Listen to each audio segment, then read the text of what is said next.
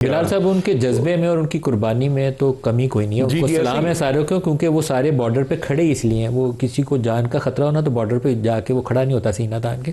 लेकिन अब ये ड्यूटी तो रियासत की है ना कि इंश्योर करे कि वो बॉर्डर पार से दहशतगर्दी ना। मैं आपसे इत्तेफाक कर रहा हूं, तो कैसे इंश्योर करेंगे कि बॉर्डर सिक्योरिटी इंश्योर करें, फुल प्रूफ हो जाए? नहीं देखिए, ऑप्शंस क्या है? Border security is one element, लेकिन ना बात ये है अब इस दफा क्यों अफगानिस्तान में हमें मुंह तोड़ जवाब देना पड़ा। बिकॉज ये नहीं हो सकता कि बॉर्डर पार ये बार बार एक स्ट्रीम आती रहे और हम यहाँ पे बैठ के बॉर्डर को रोकते रहें और मुल्क के अंदर जो आ जाए उसके ऊपर हमला करते रहें या उस पर उसके हमले के हम निशाना बनते रहें।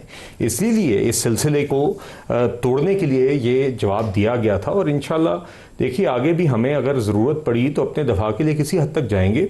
मगर मैं फ्रेंकली जो अभी यहाँ पे बात हुई, सर ने बात की, नियाजी साहब ने बात की, मैं देखिए यकीनन ये मल्टी प्रॉन्ग जंग है और इसके अंदर मेरे ख्याल से दो तीन चीज़ें बड़ी अहम हैं। एक तो आई थिंक हमारी जो अब एक ग्लोबल डिप्लोमेटिक स्टैंडिंग है, सफारती जो हमारी स्टैंडिंग है, उसने हमें एक पोजीशन ऑफ स्ट्रेंथ दी है। आई थिंक भारत इससे ज़्यादा पहले कभी ग्लोबली इतना आइसोलेटेड नहीं हुआ और हम इतना कभी भी कमिटी ऑफ नेशंस में वो हमारा मकाम मुझे नहीं याद पड़ता दहाइयों में पिछली जो आज है। तो हमें इसको इस जंग के लिए भी कैपिटलाइज करना है। मेरे ख्याल से इसमें कतर और टर्की जो अब किरदार अदा कर रहे हैं वो मौसर होगा। सऊदीज़ को भी साथ इंगेज करें जी, सऊदीज़ का बहुत इन्फ्लुएंस है काबुल के, और सऊदी अरेबिया भी है और दीगर और ममालिक है। तो I think let's see what happens in Turkey.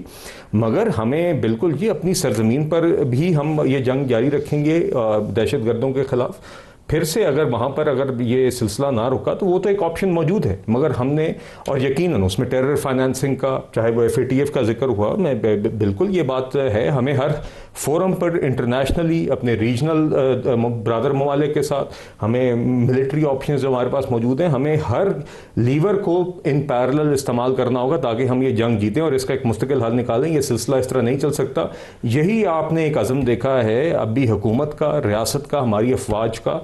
इसीलिए आपने इस दफ़ा इस तरह का मुंह तोड़ जवाब देखा जिसके नतीजे में दूसरे बॉर्डर पार एक दरख्वास्त की गई सीज़ फायर की और इस तरह यही दिखाने के लिए कि जिस तरह ईस्टर्न बॉर्डर पे हम डिसाइसिव एक्शन लेने के तैयार हैं जब हम पर जंग मुसल्लत होती है, हम इसी तरह इस एंड पे भी तैयार हैं। मगर हम अमन चाहते हैं।